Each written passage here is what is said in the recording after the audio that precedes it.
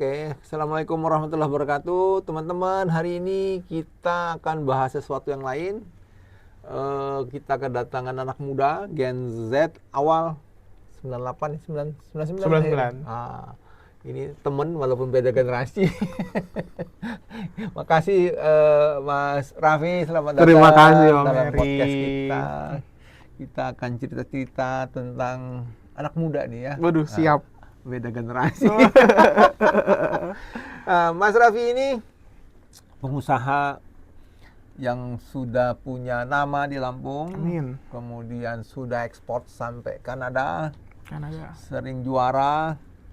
Kalau ada kontes-kontes UMKM selalu menang.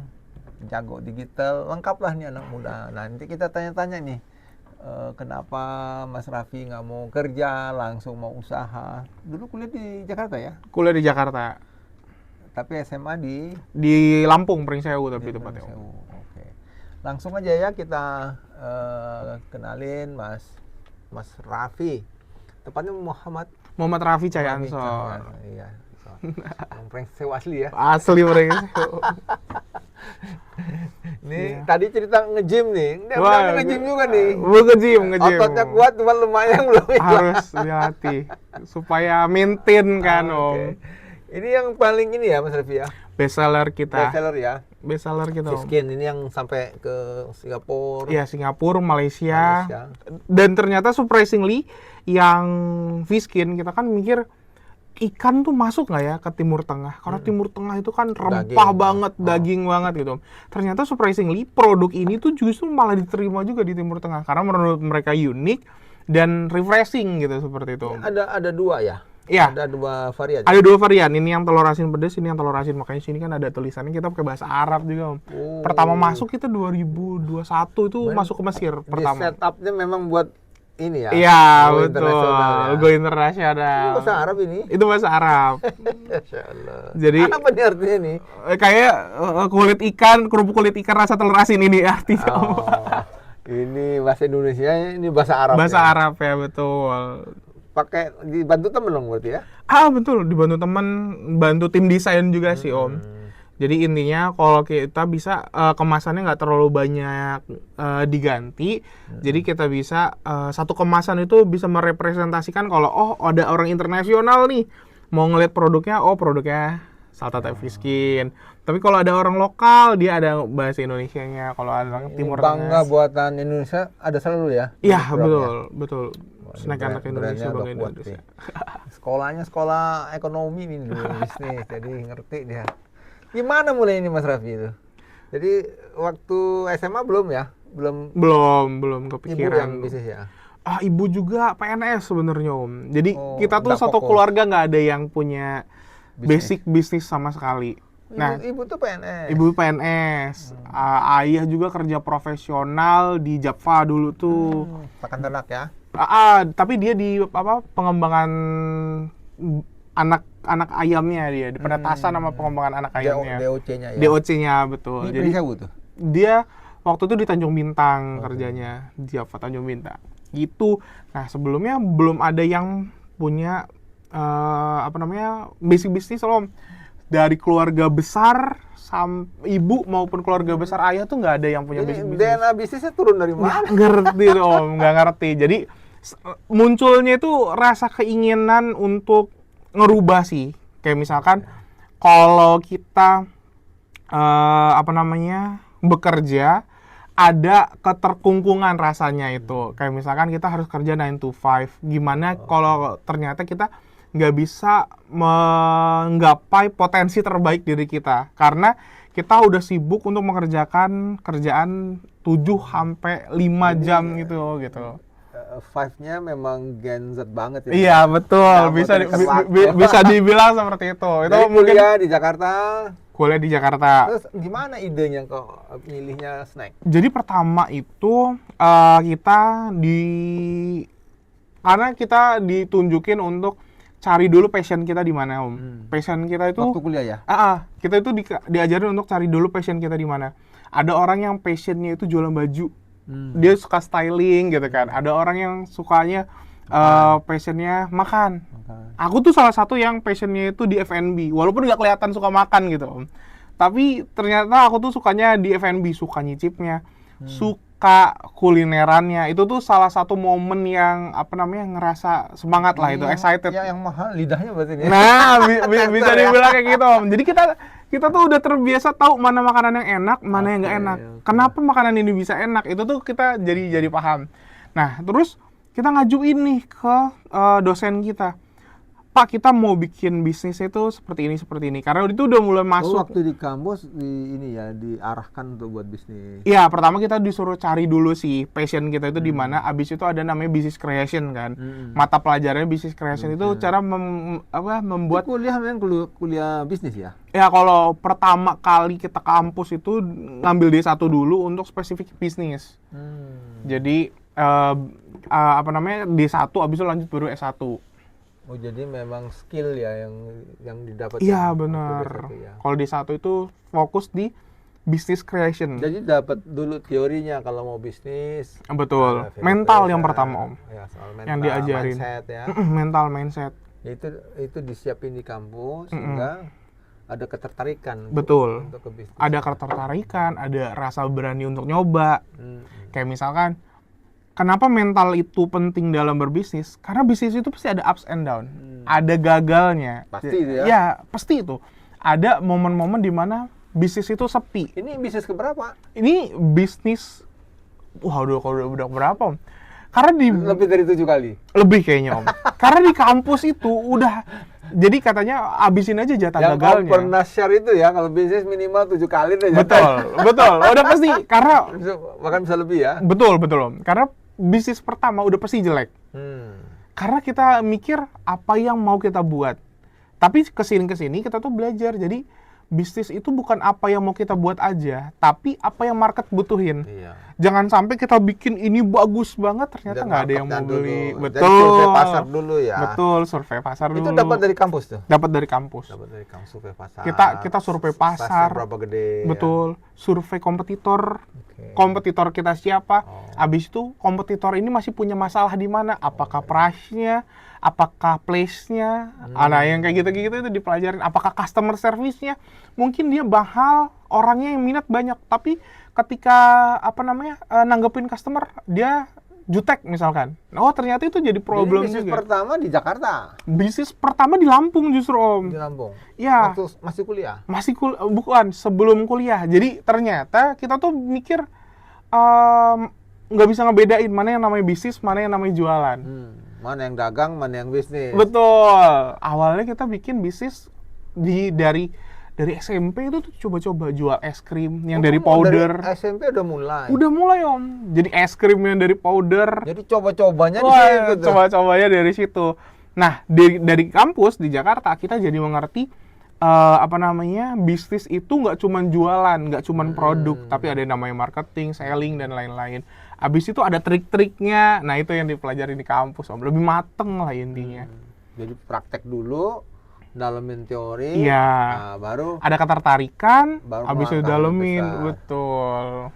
Jadi ada minat, abis minat itu disupport sama environment lah, yang udah oke, baru tinggal ngejalanin ini lebih matang lagi. itu mau ingat berapa kali gagal tuh? 9, 10 ada kali Om. Ya.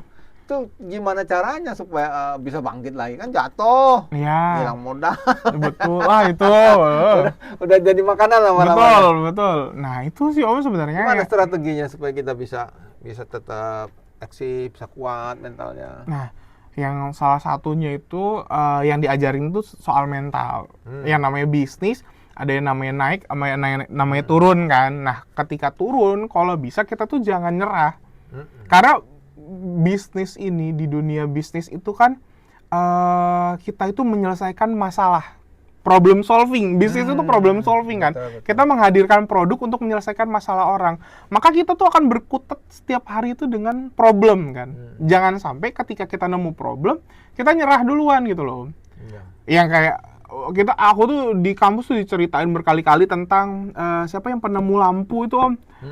Dia kan ada 1000 kali percobaan untuk menemukan satu lampu yang efektif seperti itu, yang nyala dan berhasil ini. 900 lebih 900 kegagalan. Bagaimana kalau dia itu gagal di kecobaan dan berhenti ya. 90, kita mungkin sampai sekarang masih gelap gitu. Nah, seperti itu sih. Cuman mentor juga ngajarin namanya realistis. Ada bisnis yang udah gagal beberapa kali, mungkin memang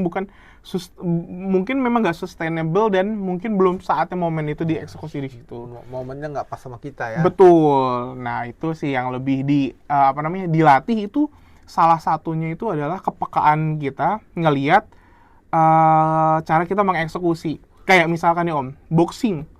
Boxing itu kita nggak bisa mikir, kalau kita lagi tinju, kita tuh nggak bisa mikir, nanti kalau dia mukul ke sini, saya mau sini. Gitu, ya. Kita kan harus bereaksi. Teorinya begitu, iya. Prakteknya udah begitu. Prakteknya nggak bisa.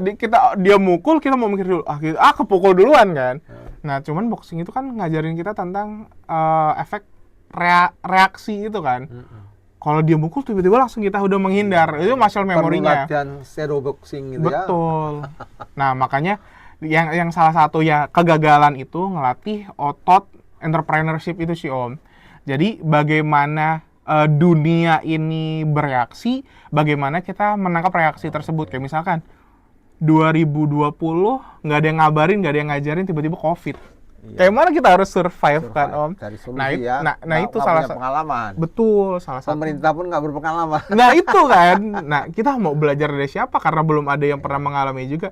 Salah satunya itu kita bagaimana reaksi kita itu yang ditentuin dari kegagalan sebelumnya. Tahun berapa Raffi mulai ini? Ini 2018. Jadi 2018. Masih kuliah ya? Masih ya ini produk dari hasil di kuliah tadi itu sih Om. Oh, jadi pilot project-nya pilot project untuk lulus lah ibaratnya, syarat lulus. Kenapa milihnya snack?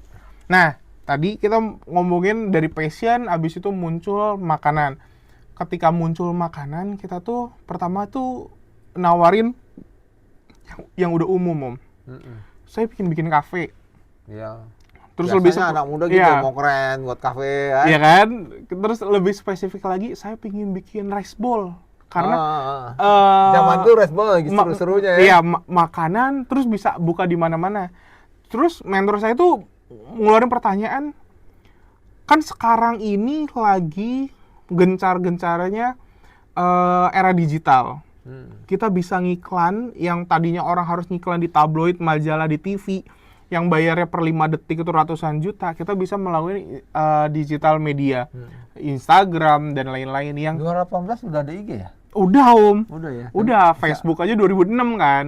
Nah, jadi zero cost. Kita hanya mempromosikan, minta orang ngepromosiin, itu tuh costnya zero kan. Zero, ya. Tapi berapa pasang mata nih yang bisa ngelihat? Kan banyak gitu kan. Kayak berarti kita, misalkan kita punya 10 orang, followersnya 1000. Berarti kan ada 10.000 pasang mata yang bakal ngelihat iklan kita. Itu kayak kita iklan di tabloid atau di koran misalkan, seperti itu kan. Dengan cost yang sangat zero.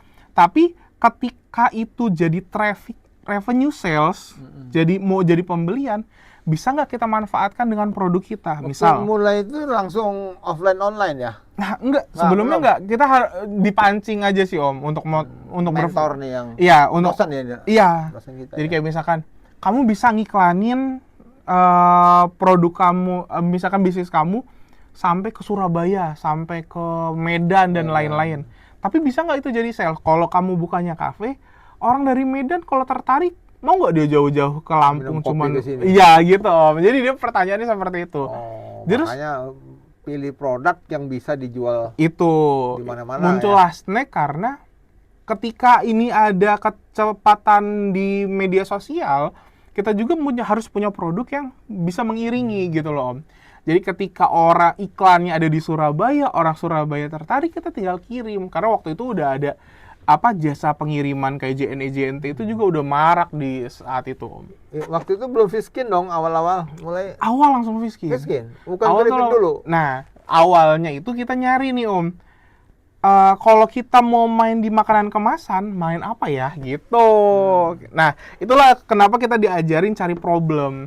Problem apa nih yang lagi rame dan bisa kita selesain. Salah satu problem yang kita lihat masyarakat nih ya. Iya, problem pasar. Problem di market deh. Di market ya. Jadi kalau masyarakat kan terlalu luas. Jadi kita problem di marketnya spesifik yang mau kita. Merabahnya gimana? Nah, teman-teman aja atau gimana? Kita cari kompetitor. Oke. Kompetitor itu siapa yang mau kita mainin, cari problem, otomatis yang marketnya besar. Jadi target audiensnya itu besar, Om. Nah, kita targetin yang waktu itu lagi ngetren itu Irvin dari Singapura. Ini Iya, produknya Fiskin. produknya Fiskin, rasanya telur asin, mereknya Irvins, tapi produknya dari Singapura. Mahal. Nah, problemnya ketemunya, satu mahal, yang kedua ketersediaan produk. Satu orang cuma dibatasi beli 5. Tapi mestinya belinya mesti di Singapura.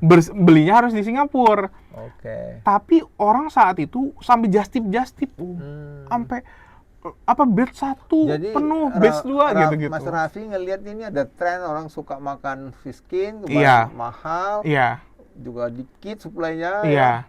Terus produknya nggak gampang dicari karena mesti Iya, beli ke betul. Singapura ya. Betul. Oke. Salah satu kenapa harga dan supply-nya sedikit kan mereka mau ngebuat eksklusivitas itu kan, Om. Jadi dibikin bottleneck-nya itu kan. Cuman kita ngelihat makanan itu kayaknya nggak bisa sustain yang terlalu lama banget kan. Ada yang namanya momentum. Kalau dia nggak mau sikat, kita yang harus sikat gitu loh, Om. Aku ngelihatnya. Jadi Irvin tuh dibuka dulu, dilihat tuh Oh, isinya iya. apa. Iya, Di riset. Aku sampai beberapa bulan gitu. Pertama kita cari kulit ikannya yang sama tapi cost-nya jauh berbeda tuh apa?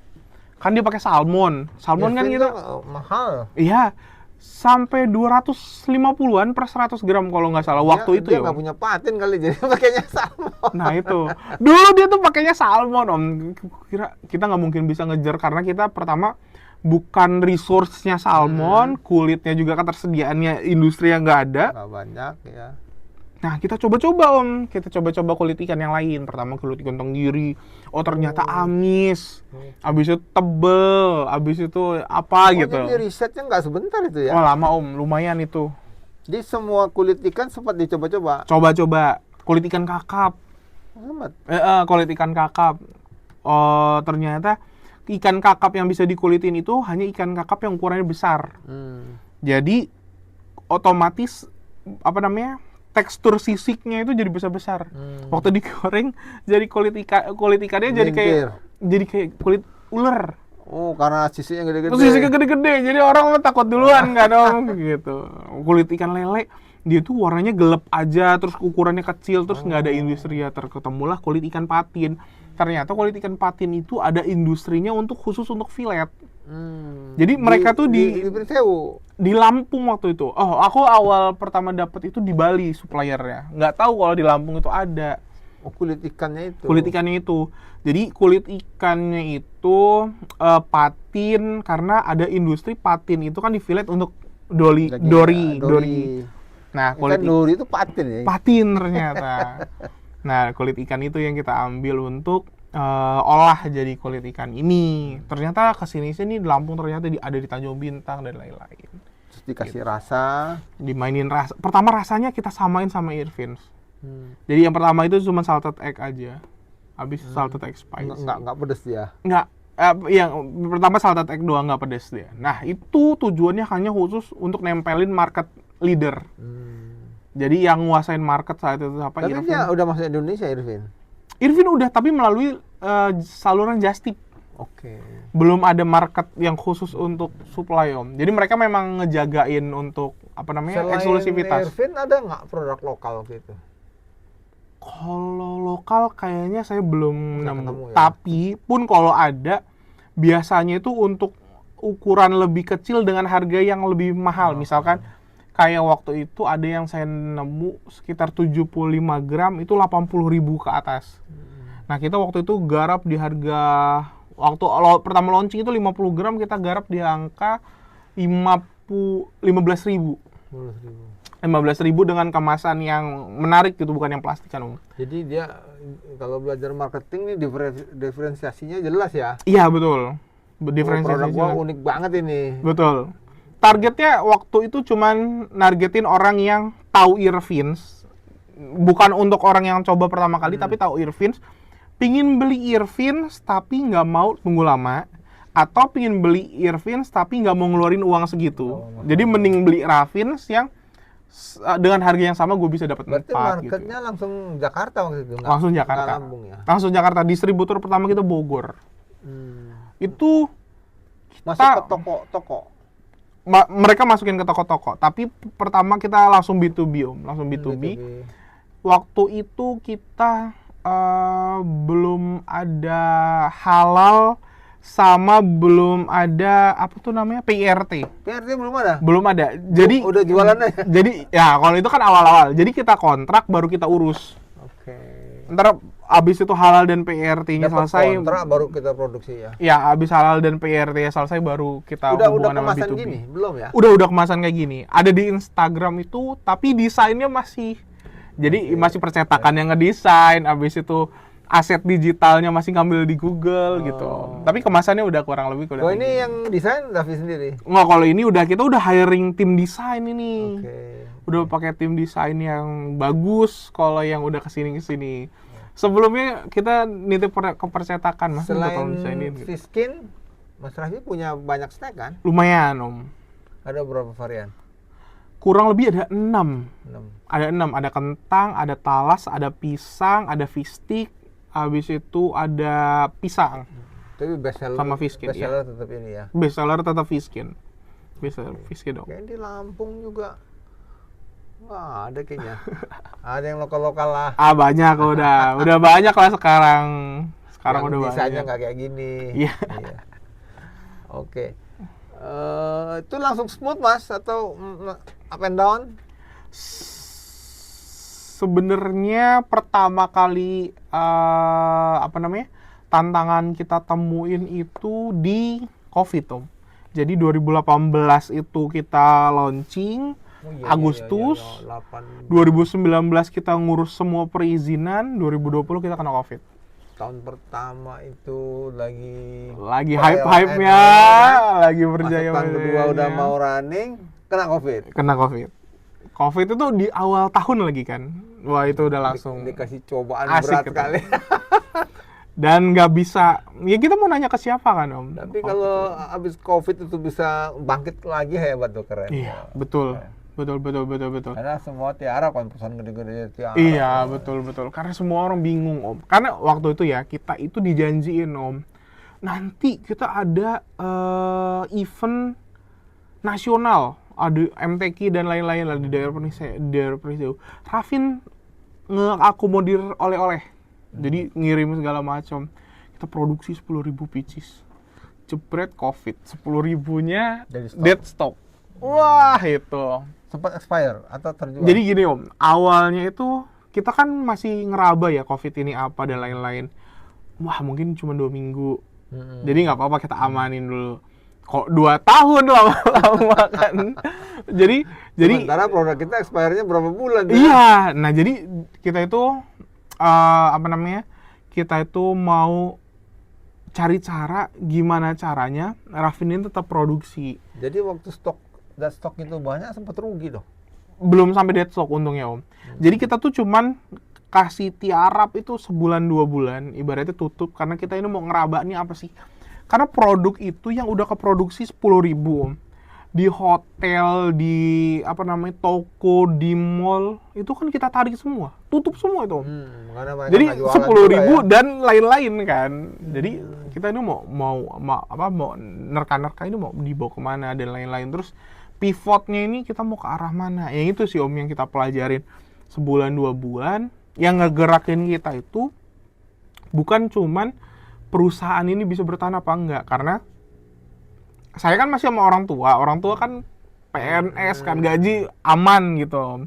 Tapi perusahaan ini kan harus mandiri, karena di bawahnya ini ada pekerja-pekerjanya. Boleh disusuin terus ya. Nah betul, kalau pekerjanya, kalau kita ngerasa aman sendiri, pekerjanya ini yang bergantung sama kita, hidupnya gimana kan Om? Walaupun bingung, tapi kan kita harus tetap berjalan kan. Salah satu yang gerakin kita untuk cari jalan keluar adalah udah mulai ada ini ibu-ibu, Mas gimana kita kalau nggak ada yang dikerjain, ekonomi di rumah gimana, anak yang mau disekolahin. Sempet ya? Kok nggak? Alhamdulillah Raffin itu 3 bulan kita langsung switching jadi online semua Om. Online-nya itu nggak ke B2C, jadi kita nggak jual ke orang yang langsung. Jadi kita lewat lewat ke dropshipper sama reseller. Kalau Om ngerasain dulu waktu awal-awal COVID, tiba-tiba orang jualan dimsum, jualan online gitu loh Om. Ya jadi kreatif orang online. Iya, jadi cari side hustle kan. Just tips segala macam. Iya. Gitu. Nah, ada mereka yang memang ada basic berjualan atau punya followers kan. Jadi waktu COVID 2020 lah mulai ya. Itu berapa tahun ini tiarap? Setahun? Nggak sampai tahun, 3 bulan. 3 bulan aja. Barang Habis itu online. Iya, barang itu langsung kita switching ke online semua. Kita garap orang sebanyak-banyaknya untuk kerja sama sama kita pakai dropship awalnya Om. Dropship itu kan kita kirimin aja flyernya, dia yang nyebarin ke grup-grup RT-nya, grup segala macam. Nanti kalau ada orderan, Oke. kita yang kirim Itu langsung. strategi marketingnya gitu ya. Iya, waktu itu Nanti pivot. kita lanjutin ya. Siap. Raffi ya. Kita Siap. break dulu. Siap.